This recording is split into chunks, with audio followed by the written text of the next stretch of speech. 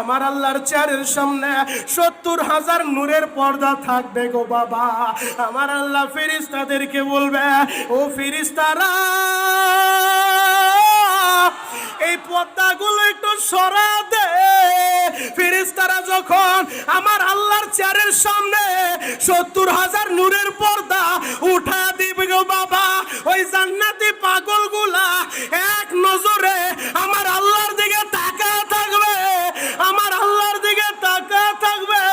আল্লাহর নবী বলে, একদিন দুই দিন না গো বাবা, এক তাকানে হাজার হাজার বছর কাইটা যাবে, চোখের পলকটাও পড়বে না। আমার আল্লাহ বলবে, জান্নাতীরা রে, এই জান্নাতের ভিতরে তোমরা আর কি চাও? সেদিন জান্নাতীরা বলবে, আল্লাহ জান্নাতে আমাদের আর কিছুর দরকার নাই। এই জান্নাতের ভিতরে আমরা গাড়ি চাই না, বাড়ি চাই না, নাজ নিয়ামতের দরকার নাই, হুর গিলমানের দরকার নাই। আমরা শুধু তোমারই দেখতে চাই, তোমারই দেখতে চাই, তোমারই দেখতে চাই। আল্লাহ দুনিয়াতে তোমারে দেখার লাইগা ওই চরমনের ময়দানে গেছি, তোমারে ওই ময়দানে খুঁজা পাই নেই গো আল্লাহ। তোমারে একটা নজর দেখার লাইগা প্রতিদিন 5 ওয়াক্ত মসজিদে হাজির হইছি, আল্লাহ তোমারে দেখতে পাই নাই। তোমারে একটা নজর দেখার লাইগা টঙ্গীর ময়দানে বিছানা বিছাইছি, আল্লাহ তোমারে পাই নাই গো। তোমারে দেখার লাইগা ওয়াজের ময়দানে দৌড়াইছি, হাফিজুর রহমান সিদ্দিকী কুয়াকাটা আমাদের পাবনায় আসছে, আমরা পাগলের মতো দৌড়ায় গেছি, ওই ময়দানেও তোমারে পাই নাই। আজকে যেহেতু জান্নাতে তোমারে সরাসরি পেয়ে গেছি গো, আমাদের আর কিছুর দরকার নাই, আমরা শুধু তোমারই দেখতে চাই, তোমারই দেখতে চাই। আল্লাহ পাগলদের খালি হাতে ফিরাও না। ও যুবক ভাইরা, আমার আল্লাহ সেই কথাটাই বলে, ইয়া আইয়ুহাল্লাযীনা আমানুত্তাকুল্লাহ, আমার ঈমানদারেরা আমি আল্লাহরে ভয় করবা। যাদের দিলের ভিতরে আল্লাহর ভয় থাকে, ওই বান্দা বান্দি কোনোদিন নামাজ ছাড়তে পারে না, ওই বান্দা বান্দি রোজা ছাড়তে পারে না, ওই বান্দা বান্দি হজ ছাড়তে পারে না, ওই বান্দা বান্দি মা বাবার অবাধ্য হইতে পারে না। ও যুবক ভাইরা, দাড়ি পাকা বাবাজিরা, এই মজলিসে তোমাদের কাদের মা নাই গো? এই মজলিসে কার বাবা নাই আমি জানি না। এখন শুধু মায়ের কথা স্মরণ কইরা, বাবার কথা স্মরণ কইরা চোখের গরম পানিটা ছেড়ে দিবার বলবো, আল্লাহ আমার মায়ের মাফ করে দাও গো, আল্লাহ আমার বাবারে মাফ করে দাও। আসসালামু আলাইকুম ওয়া রাহমাতুল্লাহি ওয়া বারাকাতুহু। সমস্ত প্রশংসার মালিক কে? একসাথে বলেন, আরো জোরে বলেন। এই আওয়াজ ওয়াজ হবে না। পাবনার মুসলমান তো আমি জানি এরা পৃথিবীতে আল্লাহ ছাড়া আর কাউকে ভয় পায় না, কথা বলেন ঠিক কিনা? কিন্তু আপনাদের ভাব ভঙ্গিমা দেখে মনে হয় যে আপনাদের পিছনে মনে হয় পিস্তল নিয়ে দাঁড়ায় রয়েছে, যে আল্লাহর নাম বলবি তো গুলি করব। তবে আমি একটা কথা বলে যাই, এই পাবনা কাশীনাথপুর ময়দানের ভিতরে আমরা পাবনার মুসলমান আশেকে রাসূল, আমাদের যদি ঘাড়ের উপরে পিস্তল দ্বারা হয় যে আল্লাহর নাম নিবি না, আল্লাহর নাম নিলে গুলি হবে, আমরা বলতে পারি একবার দুইবার না, হাজার লক্ষ যতটা বুলেট আছে আমরা বুক পেতে দিতে পারি, এ কণ্ঠে আল্লাহর আওয়াজ বন্ধ হবে না, কথা বলেন ঠিক কিনা? বলে এবার মুসলমানের মত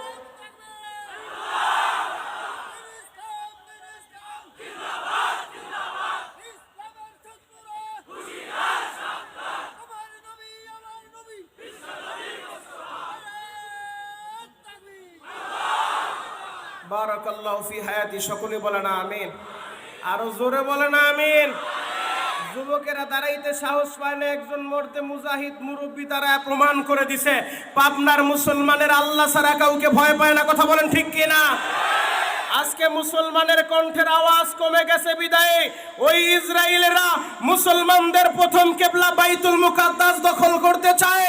আমরা পরিষ্কার ভাষায় বাংলার জমিন থেকে শুনিয়ে দিতে চাই, আমরা রক্ত দিতে পারি, জীবন দিতে পারি, মুসলমানের প্রথম কিবলা বাইতুল মুকাদ্দাস কোন ইসরায়েলের হাতে, কোন ইহুদির হাতে মুসলমান ছেড়ে দিতে পারে না, কথা বলেন ঠিক কিনা? আজকে গোটা পৃথিবী দুইটা ভাগে বিভক্ত হয়ে যাচ্ছে। গ্রুপ চলে যাচ্ছে তাওহীদের পক্ষে, আর একটা গ্রুপ চলে যাচ্ছে তাওহীদের বিপক্ষে। কথা বলেন ঠিক কিনা? একটা গ্রুপ চলে যাচ্ছে মাজলুম মুসলমানের পক্ষে, আর একটা গ্রুপ চলে যাচ্ছে মাজলুম মুসলমানের বিপক্ষে। সিদ্ধান্ত আপনাকেই নিতে হবে, আপনি কোন পক্ষে থাকবেন। আপনি কি মুসলমানের পক্ষে থাকবেন নাকি বেদিনের পক্ষে যাবেন? আপনি কি মাজলুম মুসলমানদের পক্ষে কথা বলবেন নাকি ওই ইহুদিদের পক্ষে কথা বলবেন? সিদ্ধান্ত আপনাদেরই নিতে হবে। বাংলার মুসলমান, যদি আমরা ফিলিস্তিনে এখন যেতে পারি না, যদি আমাদের সরকার বলে রাষ্ট্রীয়ভাবে বাংলাদেশ থেকে আমরা ফিলিস্তিনে মুসলমানদেরকে পাঠাইতে চাই বাইতুল মুকাদ্দাস রক্ষার জন্য, আমার তো মন বলে পাবনার হাজার হাজার মুসলমান সরকারের কাছে দরখাস্ত দিয়ে বলবে, শুধু সেনাবাহিনী পাঠাবেন না, নৌবাহিনী পাঠাবেন না, আমরা আশিকে রাসূল রাসি মসজিদ রক্ষার জন্য, মুসলমানের প্রথম কিবলা রক্ষার জন্য আমরা রক্ত দিতে পারি, জীবন দিতে পারি। কথা বলেন ঠিক কিনা? রাজি আছেন না নাই? আরো জোরে বলেন, রাজি আছেন না নাই? 85 বছরের একজন বয়োবৃদ্ধ আমার বাবাজি, তিনি ফিলিস্তিনের, আমাদের দেশের ভিতরে যে ফিলিস্তিনের অফিস রয়েছে, দূতাবাস রয়েছে, ফিলিস্তিনের দূতাবাসে গিয়ে বলে আমাকে ভিসা দেন, আমি এই অবস্থায় আমি মসজিদে আকসা রক্ষার জন্য আমি আমার জীবন দিতে চাই। ও পাবনার যুবকেরা, তোমার ঈমান কি তাজা হয় না? আমি মনিরুল ইসলাম শরীয়তপুরী এ জাতিকে তেমন কোনো নসিহত আমি করি না, কারণ নসিহত করা মুরব্বীদের কাজ। কথা বলেন ঠিক কিনা? নসিহত তো করবে মুরব্বীরা, নসিহত করবে শায়েখে কুয়াকাটা, নসিহত করবে বুজুর্গ ওলামায়ে কেরাম। আমি শুধু এই যুবকদের ঘুমন্ত ঈমানটাকে জাগ্রত করতে চাই। টেকনাফ থেকে তেতুলিয়া ঘুরে ঘুরে পায়ে হাত রেখে যুবকদেরকে বুঝাইতে চাই, যুবক, আমরা কচুরি পানার নে ভেসে আসি নাই, আমরা দেশে বারাটিয়া থাকি না, আমরা মুসলমান, আমাদের ইতিহাস আছে, আমাদের ঐতিহ্য আছে। আমরা আমাদের ঈমান টিকিয়ে রাখার জন্য একবার দুইবার না, হাজারবার লক্ষবার আমরা জেলে যেতে প্রস্তুত, এরপরও ঈমান দিতে পারি না। মুসলমান ফাঁসির কাস্টে ঝুলতে পারে, কোনো বেঈমানের সামনে মাথা নত করতে পারে না। যদি কখনো এমন টাইম এসে যায়, যদি মসজিদ আকসা রক্ষার জন্য আপনাদেরকে ডাক দেওয়া হয়, কাশীনাথপুরের মুসলমান, আমিনপুরের মুসলমান, পাবনার মুসলমান, সুজানগরের মুসলমান, বড়া মজলিসে দেখা দিবা নবীর ইজ্জতের হেফাজতের জন্য, মুসলমানের প্রথম কিবলা বাইতুল মুকাদ্দাস রক্ষার জন্য, কোরআনের জন্য, ইসলামের জন্য রক্ত দিতে, জীবন দিতে, শাহাদাত বরণ করতে কারা কারা রাজি আছেন? হাতগুলো দেখায় দেন। দাঁড়ান, তাকবীর একটা শিখে যায়, কাজে লাগবে ইনশাআল্লাহ। তাকবীর একবার আমি দেব, এরপরে মাহফিলের মাঝখান থেকে হযরত ওমরের মতো তাকবীর দিবেন। আমার সাথে একসাথে রেডি? নারে তাকবীর, নারায়ে তাকবীর। আল কোরআনের আলো, আল হাদিসের আলো, দুনিয়ার মুসলিম এক হও, এক হও।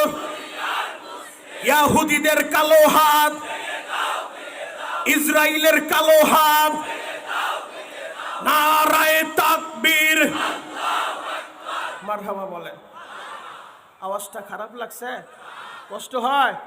ভাই আমার সময় দিছে অল্প, স্টেজে আনার আগে বিশাল বড় একটা স্লিপ দিছে, আপনার সময় এই কয়টা থেকে এই কয়টা, এই জন্য সময় আমার অল্প। খুতবা পড়ব কখন আর আলোচনা শুরু করব কখন, এই জন্য খুতবা ছাড়াই অগুছালো কিছু কথা আপনাদের কাছে বলে যেতে চাই। রাস্তাঘাটে এখনো যেই সমস্ত যুবকেরা ঘুরতেছো, 10 মিনিট পরে আসলে হয়তো ময়দানেও জায়গা পাবে না। কথা বলেন ঠিক কিনা? আরো জোরে বলতে হবে ঠিক কিনা? অতএব মুসলমান আলোচনা চলবে। আল্লাহু আকবার বলেন তো, আরো জোরে বলেন আল্লাহু আকবার। একটা আয়াতে কারিমাকে সামনে নিয়ে কিছু সময় আলোচনা করব, যে আয়াতের ভিতর আল্লাহ পাক রব্বুল আলামিন বলেন, ইয়া আইয়ুহাল্লাযীনা আমানুত্তাকুল্লাহ হাক্কা তুকাতিহি ওয়া লা তামুতুন্না ইল্লা ওয়া আনতুম মুসলিমুন। এই আয়াতের ভিতর আল্লাহ দুইটা গুণের কথা বলছেন। কয়টা? সবাই বলেন আরো জোরে। জোর হলো না? কয়টা? দুইটা। এক নাম্বার, আল্লাহ বলেন, ইয়া আইয়ুহাল্লাযীনা আমানু, হে আমার ঈমানদারেরা, ইত্তাকুল্লাহ, আমি আল্লাহকে ভয় করবা। ভয় করব কাকে? আরো জোরে বলেন। আল্লাহর নাম মোহাব্বত একটা ডাক দেন না, আল্লাহ। আরো জোরে ডাক দেন আল্লাহ। ভয় যদি করতে হয় একজনকেই ভয় করব, তিনি কে? আল্লাহ ছাড়া অন্য কারো সামনে আমাদের মাথা নত হবে না। কথা বলেন ঠিক কিনা? আল্লাহ বলে আমার ইমানদারেরা, আমার ইমানদারেরা, আপনাকেই ডাক দিয়ে বলে আমার ইমানদারেরা, আমি আল্লাহকে ভয় করবা। কেমন ভয় করবা? হাক্কা তুকাতিহি, ভয় করার মতো ভয় করবা। দ্বিতীয় নাম্বার গুণের কথা আল্লাহ বলেন ওয়ালা তামুতুন্না ইল্লা ওয়া আনতুম মুসলিমুন, খবরদার মুসলমান না হয়ে মৃত্যুবরণ করবা না। তার মানে বোঝা যায় মুসলমানের ঘরে জন্ম নিলেই মুসলমান হওয়া যায় না। কথা বলেন ঠিক কিনা? এর জ্বলন্ত প্রমাণ, মুসলমানের ঘরে জন্ম নিয়েছে তসলিমা নাসরিন, কিন্তু মুসলমান হইতে পারে না। এই কথা বলেন ঠিক কিনা?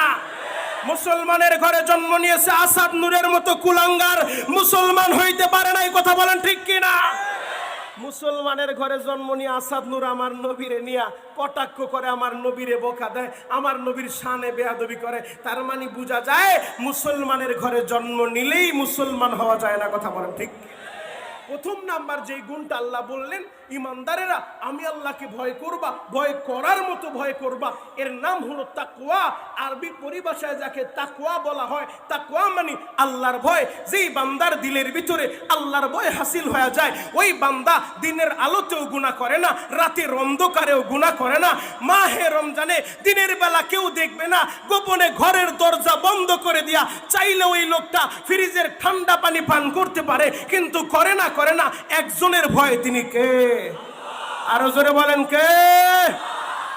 আল্লাহর ভয়। ওই বান্দা রমজানের মাসে দিনের বেলা পানি পান করে না, দুনিয়ার কেউ দেখবে না, এরপরও রোজাটা ভাঙে না, আমার মালিকের ভয়। এর নাম হলো তাকওয়া। যেই বান্দার দিলে তাকওয়া হাসিল হয়, ওই বান্দার দিনের আলোতেও গুনাহ করে না, রাতের অন্ধকারেও গুনাহ করে না।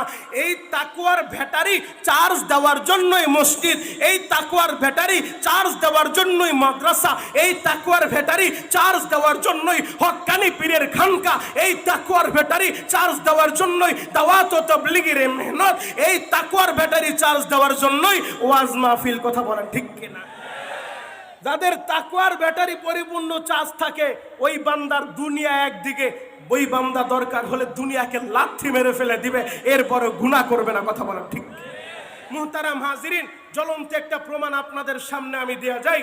তাফসীরে জালালাইন কিতাবের লেখক আল্লামা জালালউদ্দিন সুয়ুতী রহমাতুল্লাহ আলাইহি শরহুস সুদূর নামক একটি কিতাব লিখেছেন, যেই কিতাবের ভিতরে আল্লাহর ওলি তাকওয়ার ব্যাখ্যা লিখতে গিয়ে আল্লাহর ওলি বয়ান করেন তিনজন যুবক যাদের ভিতরে ছিল ঈমানটা পরিপূর্ণ, যেই যুবকদের তাকওয়া ছিল পরিপূর্ণ গো বাবা, এই যুবকেরা আল্লাহ ছাড়া কারো সামনে মাথা নত করতে পারে না।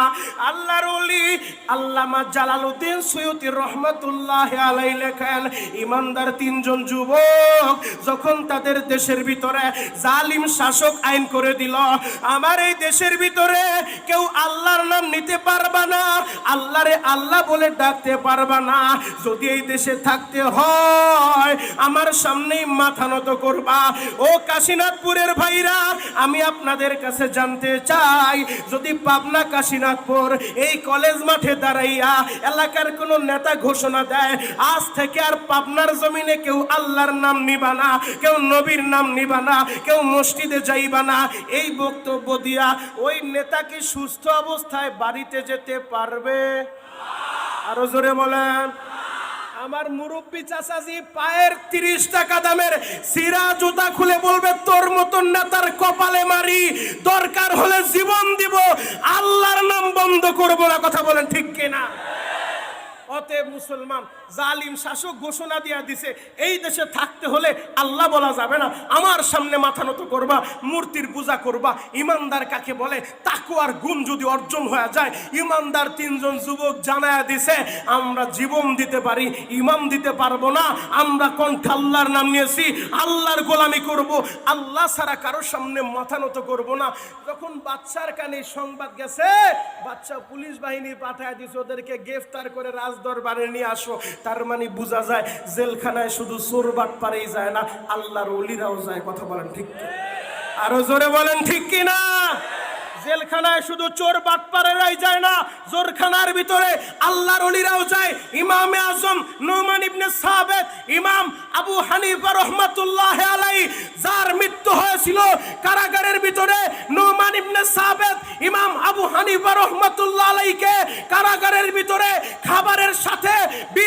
মিশিয়ে বিষ খাওয়ায়া ইমাম আবু হানিফাকে শহীদ করা হয়েছে। ইমাম আহমদ ইবনে হাম্বল রহমাতুল্লাহ আলাইহি কারাগারের ভিতরে শহীদ হয়েছেন। যুগে যুগে এটাই প্রমাণিত, উলামায়ে হক্কানি, উলামায়ে রব্বানি জালিমের জিন্দানখানায় বন্দী হয়েছেন, ফাঁসির কাস্টে ঝুলেছেন, এরপরও কোন জালিমের সামনে, বাতিলের সামনে মাথা নত করেন নাই। কথা বলেন ঠিক কিনা? অতএব যদি কখনো এমন টাইম এসে যায় যে আমার আল্লাহর জন্য, আমার নবীর জন্য আমাকে ফাঁসির কাস্টে ঝুলতে হবে, রাজি আছেন না নাই? আরো জোরে বলেন, রাজি আছেন না নাই? কেন রাজি থাকবেন না? বুখারীর বর্ণনা, আল্লাহর নবী সাল্লাল্লাহু আলাইহি ওয়াসাল্লাম বলেছেন, লা ইউমিনু আহাদুকুম হাত্তা কুনা হাব্বা ইলাইহি মিন ওয়ালিদিহি ওয়া ওয়ালাদিহি ওয়ান নাসি আজমাইন।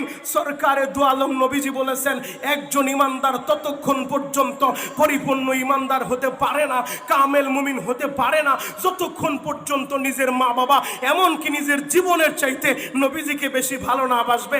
আমরা পাবনার আশিকা রাসূলরা জানায় দিতে চাই, মদিনার নবী গো, আমরা আমাদের মায়ের চাইতে, আমরা আমাদের বাবার চাইতে, আমরা আমাদের বিবির চাইতে, আমরা আমাদের ছেলের চাইতে, আমরা আমাদের মেয়ের চাইতে, এমনকি কলিজার চাইতে মদিনার নবীকে বেশি ভালোবাসি। কথা বলেন ঠিক কিনা? এ যুবক ভাইরা, হাজী সাহেব, বাবাজিরা, ডানে বামে নজর নাই, এক নজরে তাকায় থাকেন গো বাজান।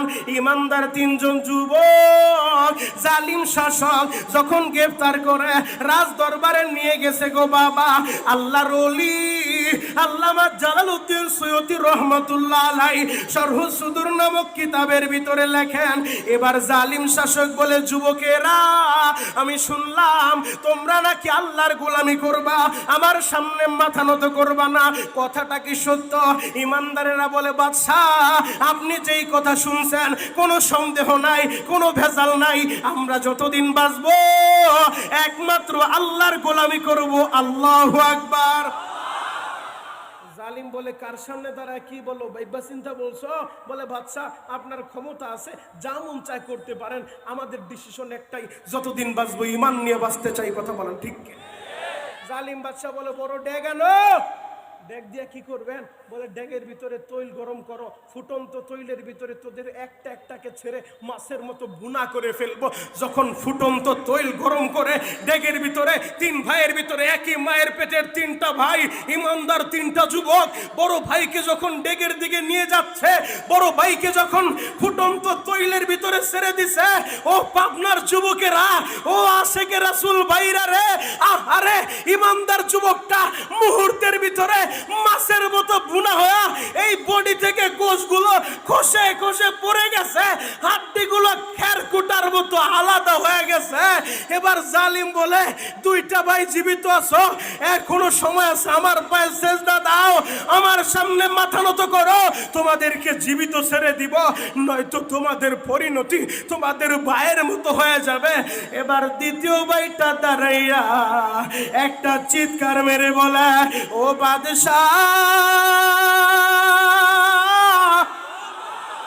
দেরি কইরেন না, দেরি কইরেন না, আমারেও আমার বড় ভাইয়ের সাথে জান্নাতের মেহমান বানায় দেন।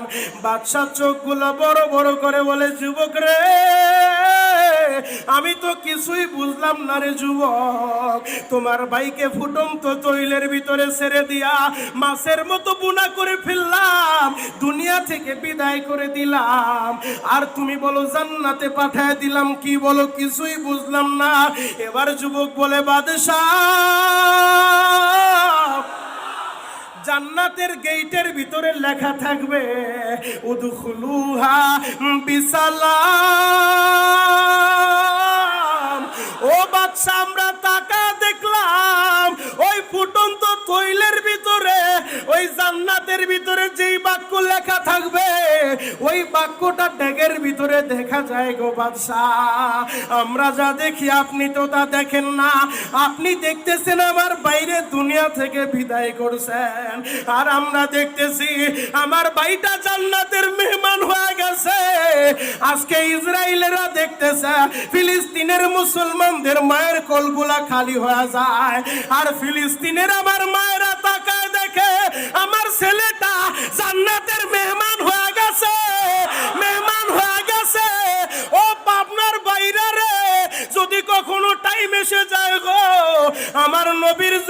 আমার আল্লাহর জন্য, আমার কোরআনের জন্য আমার জীবনটা দিতে হবে গো। আমার এই দেহের রক্ত দিয়া এই জমিনটা সিঞ্চন করতে হবে। এই ভরা মজলিসে কোন কোন আশেকে রাসূল আছে আমি দেখতে চাই। শুধু জিলাপি খাওয়া আশেক আমরা হইতে চাই না, খেসুরি খাওয়া আশেক হইতে চাই না। আমরা আশেক হইতে চাই আবু বকরের মতো, ওমরের মতো, উসমানের মতো, আলীর মতো, খাব্বাবের মতো, খুবাইবের মতো। যদি টাইম এসে যায় আমার নবীর জন্য আমার জীবন দিতে হবে, কারা কারা রেডি আছো? আমার আল্লাহর হাতগুলো দেখায় দাও।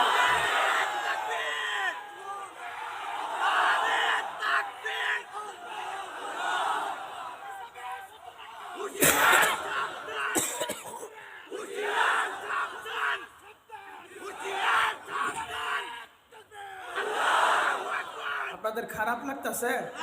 শেষ করে দিব? চলবে? কতক্ষণ? সারা রাত? সারা রাত সবাই থাকবেন? তাহলে কুয়াকাটা হুজুর বয়ান করবে কি ফজরের পর? আল্লাহু আকবার বলেন তো, আরো জোরে বলেন আল্লাহু আকবার।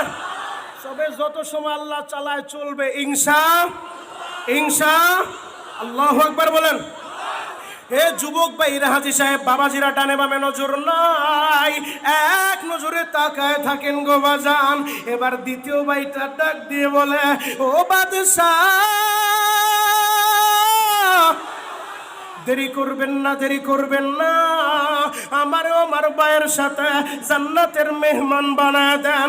এবার দ্বিতীয় ভাইটাকেও ফুটন্ত তৈলের ভিতরে ছেড়ে দিলে ও বাবা। ও যুবক ভাইরা রে, আল্লাহর নবী বলেন আমার সাহাবীরা বারবার আল্লাহর কাছে চাইতো, আল্লাহ যদি আপনি আমারে আবার জীবন দেন আমি একবার শহীদ হইব, আবার আপনি যদি আমারে জীবন দেন আবার ওই জীবনটা আপনার রাস্তায় বিলায়া দিয়া আমি শহীদ হইতে চাই। ও যুবক ভাইরা রে, আমি আপনাদের কাছে জানতে চাই জীবনের দাম বেশি না ইমানের দাম বেশি? একসাথে বলেন, আরো জোরে বলেন। যদি ইমান টিকিয়ে রাখার জন্য আমাদের জীবন দিতে হয়, রাজি আছি না? যদি ইমান টিকিয়ে রাখার জন্য কখনো টাইম এসে যায়, আপনার একদিকে দুনিয়া আর একদিকে ইমান, আমরা পাবনা থেকে জানায় দিতে চাই দুনিয়াকে লাথি মারি, একবার দুইবার না হাজারবার লাথি মারি। ইমান নিয়ে বাঁচতে চাই, ইমান নিয়ে মরতে চাই। কথা বলেন ঠিক কিনা?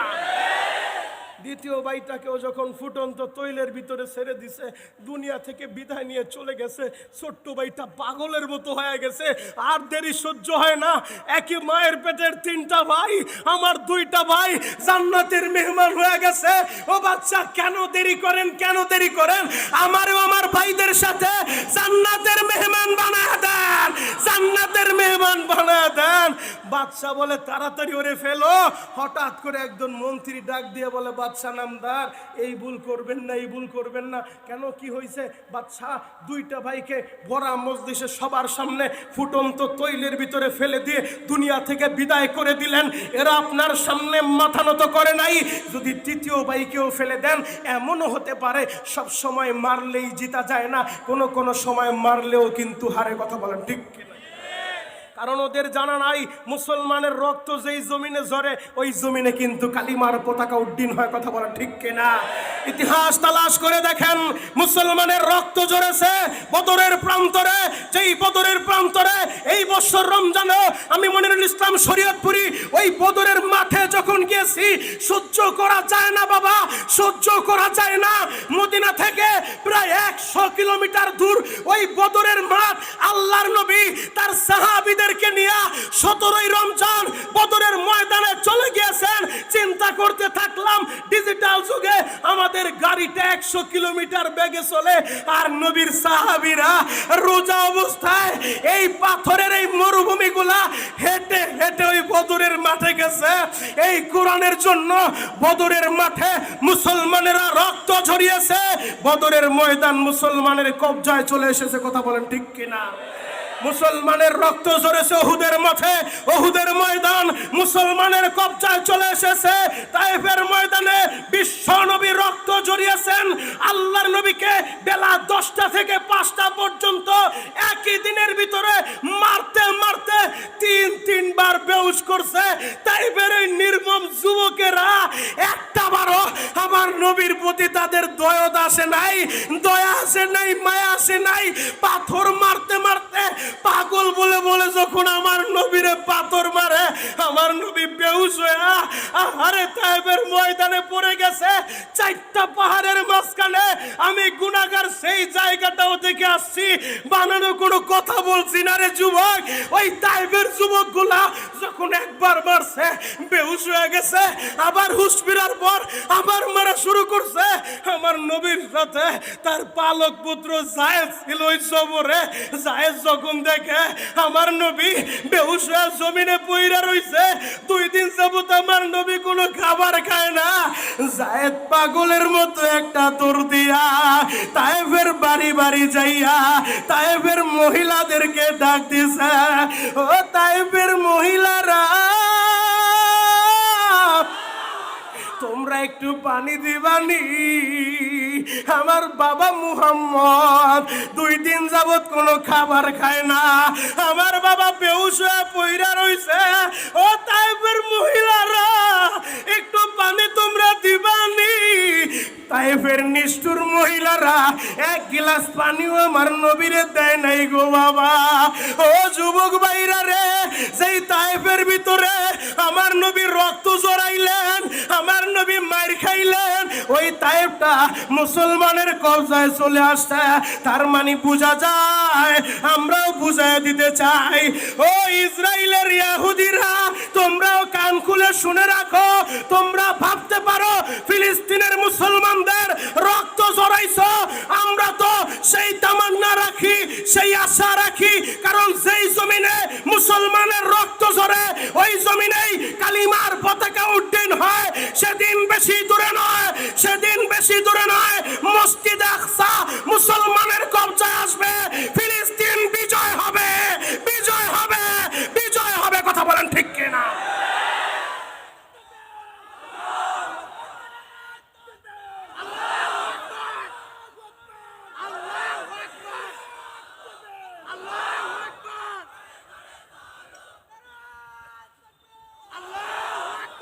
হে যুবক ভাইরা, হাজী সাহেব বাবাজিরা ডানে বামে নজর নাই, এক নজরে তাকায় থাকেন গো বাজান। তৃতীয় ভাইকেও যখন আগুনের ভিতরে ছেড়ে দিবে, ফুটন্ত তৈলের ভিতরে ছেড়ে দিবে, মন্ত্রী ডাক দিয়ে বলে, বাদশা নামদার, সব সময় মারলেই জিতা যায় না, কোনো কোনো সময় মারলেও কিন্তু হারে।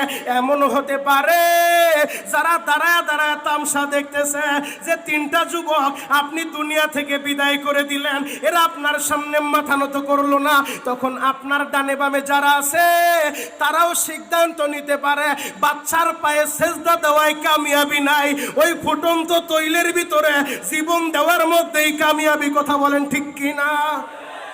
বাদশা বলে, ঠিক কথা বলছো, তাহলে কি করা যায়? বলে, পরামর্শ আমার কাছে একটা আছে। কি পরামর্শ? বাদশা মাত্র 40টা দিন সময় দিবেন। 40 দিনে কি করবা? ও বাদশা, আপনি তো জানেন না আমার একটা সুন্দরী মেয়ে আছে, আমার মেয়ের দিকে কেউ একবার তাকাইলে চোখ সরাইতে পারে না, আমার মেয়ের সাথে এই যুবকের একই রুমের ভিতরে রেখে দিব 40 দিন। একটা যুবক আর একটা যুবতী যদি একই রুমের ভিতরে 40 দিন থাকে, অটোমেটিক যুবকটা আমার মেয়ের প্রেমে পড়ে যাবে। আমার মেয়ের প্রেমের ফান্দে ফালায়া এই যুবকের বেঈমান বানায়া আপনার সামনে 40 দিন পরে নিয়ে আসবো। বাদশা বলে, যদি কাজটা করতে পারো তোমার প্রমোশন হবে, হাদিয়া তোফাও পাবে। এই কথা বলে 40 দিনের জন্য যুবকটারে নিয়ে গেছে।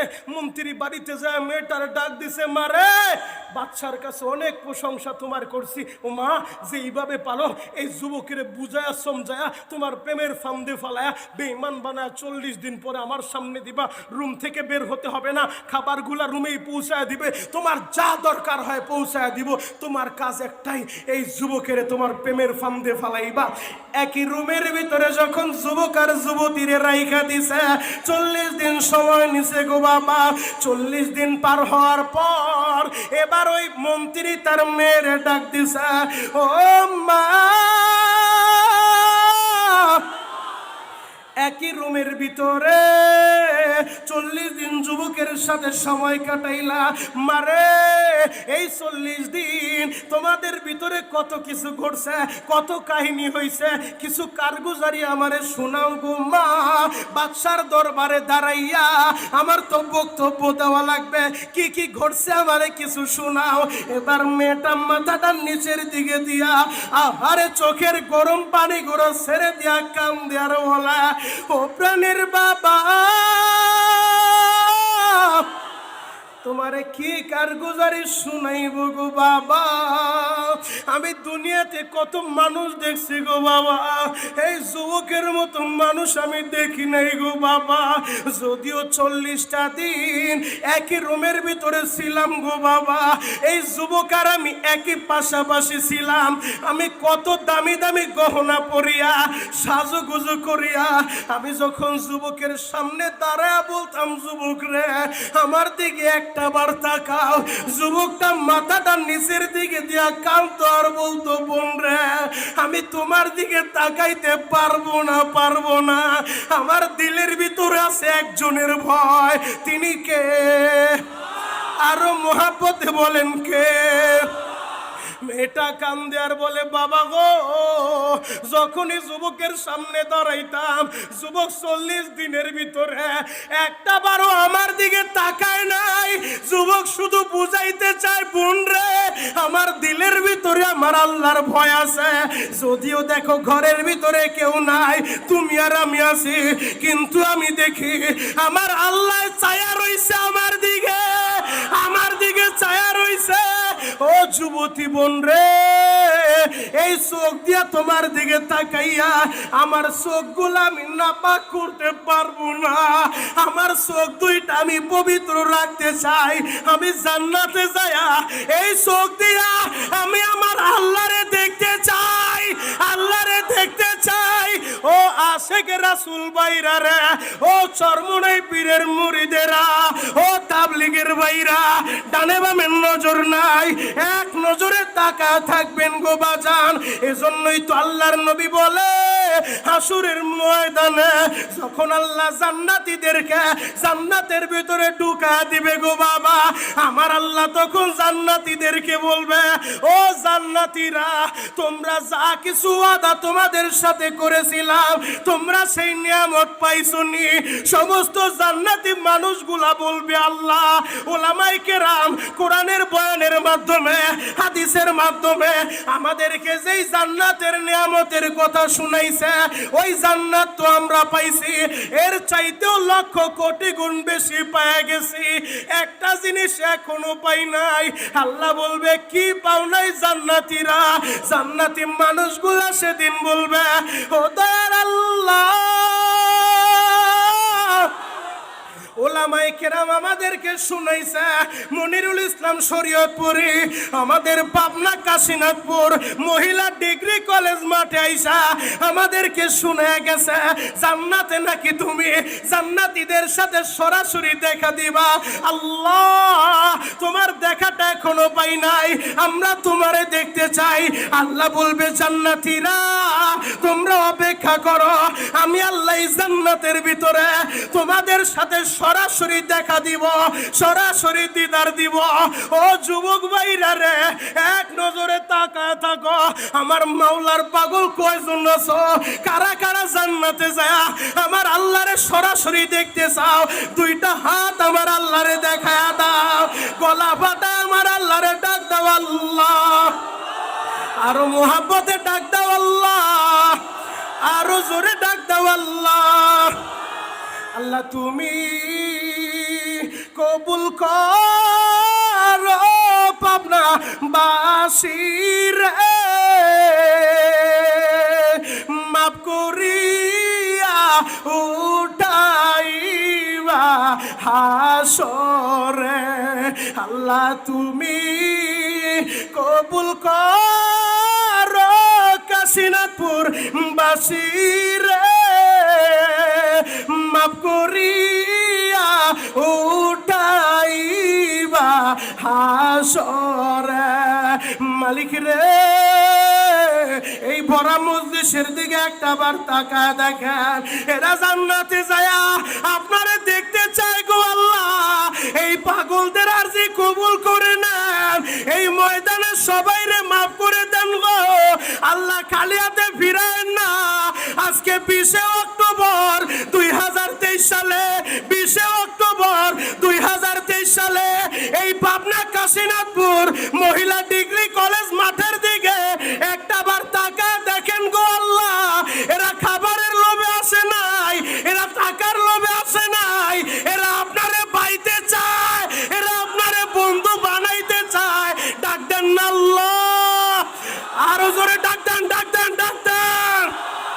আল্লাহ সবাইরে কবুল করেন, সকলেই বলেন আমিন। আরো জোরে বলেন আমিন। আল্লাহ সেদিন বলবে জান্নাতীরা রে, আমি আল্লাহ তোমাদের সাথে সরাসরি দেখা দিব। আমার আল্লাহর চেয়ারের সামনে 70,000 নূরের পর্দা থাকবে গো বাবা। আমার আল্লাহ ফেরেশতাদেরকে বলবে, ও ফেরেশতারা, এই পর্দাগুলো একটু সরা দে। ফেরেশতারা যখন আমার আল্লাহর চেয়ারের সামনে 70,000 নূরের পর্দা উঠা দিবে গো বাবা, ওই জান্নাতি পাগলগুলা এক নজরে আমার আল্লাহর দিকে তাকায় থাকবে, আমার আল্লাহর দিকে তাকায় থাকবে। আল্লাহর নবী বলে, একদিন দুই দিন না গো বাবা, এক তাকানে হাজার হাজার বছর কাইটা যাবে, চোখের পলকটাও পড়বে না। আমার আল্লাহ বলবে জান্নাতীরা রে, এই জান্নাতের ভিতরে তোমরা আর কি চাও? সেদিন জান্নাতীরা বলবে, আল্লাহ জান্নাতে আমাদের আর কিছুর দরকার নাই। এই জান্নাতের ভিতরে আমরা গাড়ি চাই না, বাড়ি চাই না, নাজ নিয়ামতের দরকার নাই, হুর গিলমানের দরকার নাই। আমরা শুধু তোমারই দেখতে চাই, তোমারই দেখতে চাই, তোমারই দেখতে চাই। আল্লাহ দুনিয়াতে তোমারে দেখার লাইগা ওই চরমনের ময়দানে গেছি, তোমারে ওই ময়দানে খুঁজা পাই নেই গো আল্লাহ। তোমারে একটা নজর দেখার লাইগা প্রতিদিন 5 ওয়াক্ত মসজিদে হাজির হইছি, আল্লাহ তোমারে দেখতে পাই নাই। তোমারে একটা নজর দেখার লাইগা টঙ্গীর ময়দানে বিছানা বিছাইছি, আল্লাহ তোমারে পাই নাই গো। তোমারে দেখার লাইগা ওয়াজের ময়দানে দৌড়াইছি, হাফিজুর রহমান সিদ্দিকী কুয়াকাটা আমাদের পাবনায় আসছে, আমরা পাগলের মতো দৌড়ায় গেছি, ওই ময়দানেও তোমারে পাই নাই। আজকে যেহেতু জান্নাতে তোমারে সরাসরি পেয়ে গেছি গো, আমাদের আর কিছুর দরকার নাই, আমরা শুধু তোমারই দেখতে চাই, তোমারই দেখতে চাই। আল্লাহ পাগলদের খালি হাতে ফিরাও না। ও যুবক ভাইরা, আমার আল্লাহ সেই কথাটাই বলে, ইয়া আইয়ুহাল্লাযীনা আমানুত্তাকুল্লাহ, আমার ঈমানদারেরা, আমি আল্লাহরে ভয় করবা। যাদের দিলের ভিতরে আল্লাহর ভয় থাকে, ওই বান্দা বান্দি কোনোদিন নামাজ ছাড়তে পারে না, ওই বান্দা বান্দি রোজা ছাড়তে পারে না, ওই বান্দা বান্দি হজ ছাড়তে পারে না, ওই বান্দা বান্দি মা বাবার অবাধ্য হইতে পারে না। ও যুবক ভাইরা, দাড়ি পাকা বাবাজিরা, এই মজলিসে তোমাদের কাদের মা নাই গো? এই মজলিসে কার বাবা নাই আমি জানি না। এখন শুধু মায়ের কথা স্মরণ কইরা, বাবার কথা স্মরণ কইরা চোখের গরম পানিটা ছেড়ে দিবার বলবা, আল্লাহ আমার মায়ের মাফ করে দাও গো, আল্লাহ আমার বাবারে মাফ করে দাও। কারণ যার মা নাই, বাবা নাই, ওর মতো দুঃখমিয়া পৃথিবীতে আর কেউ নাই রে ভাই।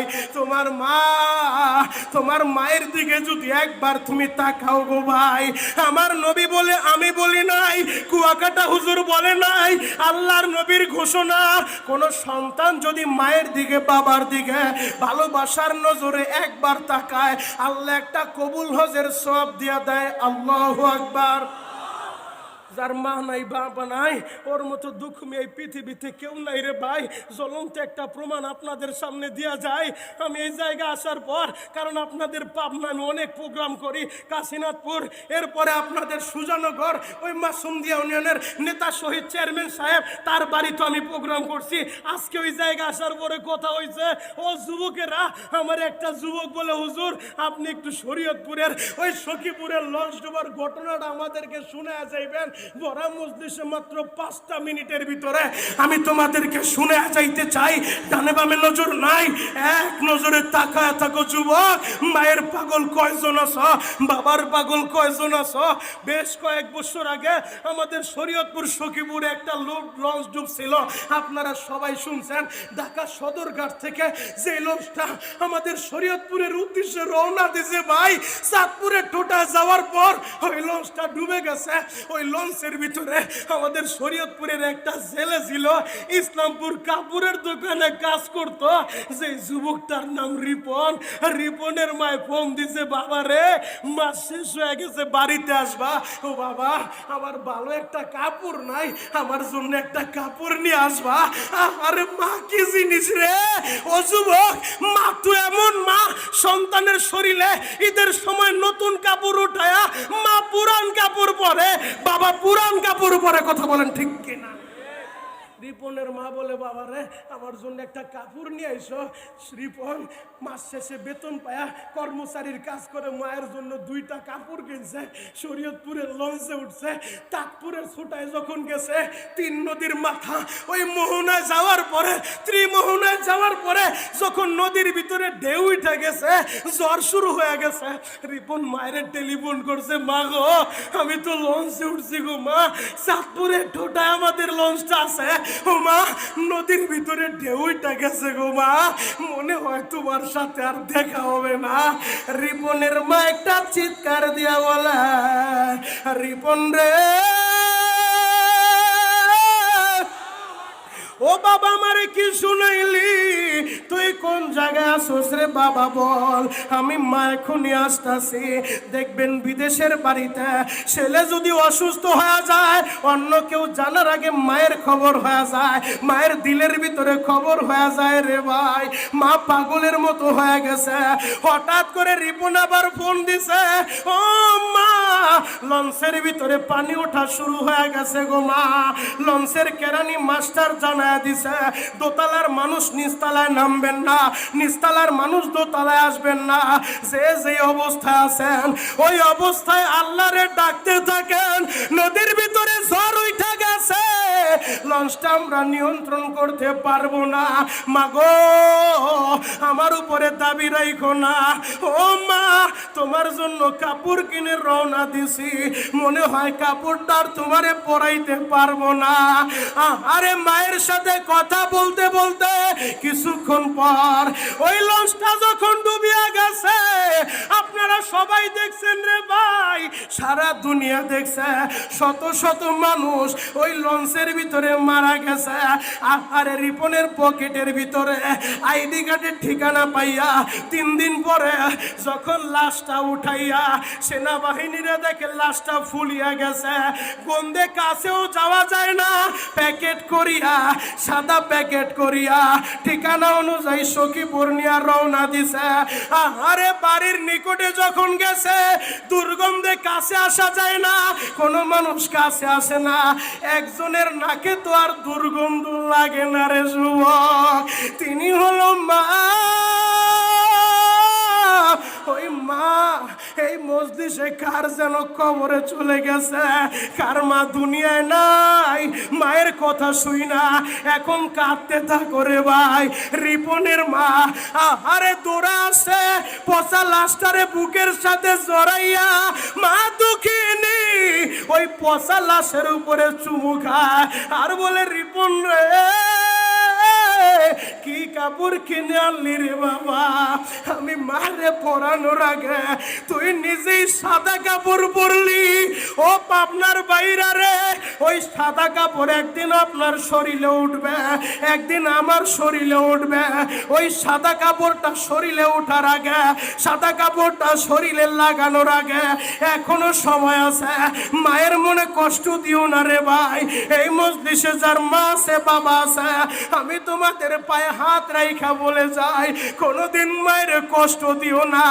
এই যে ডানে বামে তাকায় দেখো আমার দাড়ি পাকা বাবারা কিভাবে মায়ের জন্য কান্দে গো, হয়তো মায়ের কথা মনে পড়ে গেছে।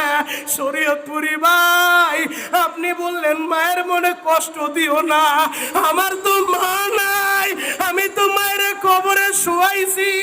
এই হাত দিয়া মায়ের যারা মাটি দিছ, এই হাত দিয়া মায়ের লাশটা যারা যারা কবরে রাখছো রে ভাই, বাবার লাশটা যারা কবরে রাখছো, আমি তোমাদের পায়ে হাত রেখা বলে যাই, এই ভরা মজলিসে এখন চোখের পানি দিয়া কাঁদবা আর বলবা আল্লাহ আমার মায়ের মাফ করে দাও, আমার বাবারে মাফ করে দাও।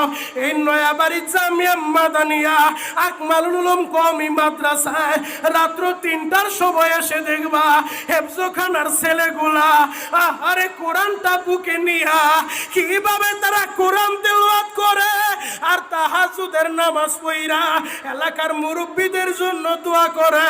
এই মাদ্রাসার সাথে মোহাব্বত রাখবা, পারলে একটা ছেলের আলেম বানাইবা, তাকওয়ার গুণটা অর্জনের জন্য আলেমদেরকে মোহাব্বত করবা, আলেমদের মজলিসে যাইবা।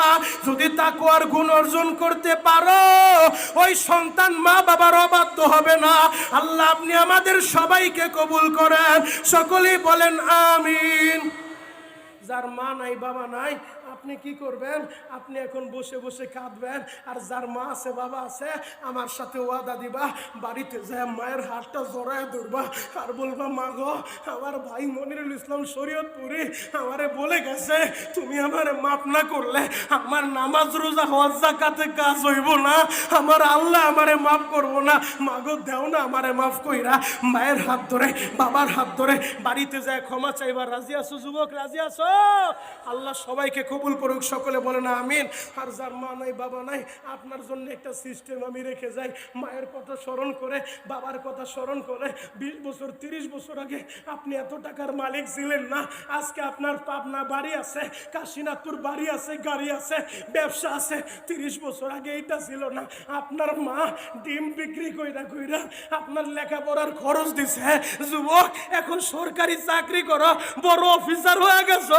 20 বছর আগে তোমার লেখাপড়ার খরচ দেওয়ার জন্য তোমার বাবা রিক্সা চালাইছে, পরের জমিতে কামলা দিছে। ওই মা বাবার মনে কোনোদিন কষ্ট দিও না। তুমি তোমার মায়ের জন্য যদি দান করো তোমার সন্তানও তোমার জন্য করবে। একটা সিস্টেম আপনাদেরকে দেয়া যায়, আমার কথা না, আমার নবী বলছে মান বানা লিল্লাহি মাসজিদান বানাল্লাহু লাহু বাইতান ফিল জান্নাহ। যে দুনিয়াতে আল্লাহর ঘর বানায় আল্লাহ জান্নাতে তার জন্য ঘর বানায় দেয়। আল্লাহু আকবার। ইমাম থানবী রহমতুল্লাহ আলাইহি বলেন একটা ইটাও যে দেয় আমার আল্লাহ তার জন্য সম পরিমাণ জান্নাতের ভিতরে একটা ঘর বানায় দেয়। যুবক রে এই নয়াবাড়ি মাদ্রাসা মসজিদে আমি শুনলাম 10টা থাইয়ের দরকার। শীতকাল আসতেছে, নামাজিরা ফজরের সময় নামাজে আসবে, আহারে ঠান্ডা বাতাসে নামাজিদের কষ্ট হবে। তুমি আল্লাহর ঘরে আমার জন্য চাই নাই, এলাকার এই মাদ্রাসার মুতামিমের জন্য চাই নাই, আল্লাহর ঘরের জন্য চাইছি। 10টা থাই লাগবে। ওই থাই যদি তুমি লাগাও নিয়ত করবা আল্লাহ আমি থাই লাগায় দিলাম তোমার ঘরে, বিনিময়ে আমার মায়ের তুমি জান্নাতে একটা ঘর দিও, আমার বাবারে জান্নাতে একটা ঘর দিও, আমারে জান্নাতে একটা ঘর দিও। এই ভরা মজলিসে আজকে কারো দোয়া ফেরত যাইতে পারে না। আমি দেখেছি দাড়ি পাকা বাবা রাখে দেছে, আমার যুবকেরা রাখে দেছে, নাবালেক মাসুম বাচ্চা রাখে দেছে। ভরা মজলিসে এমন একটা আল্লাহর পাগল কি আছো একটা লাভ দিয়া দাঁড়ায় বলবা হুজুর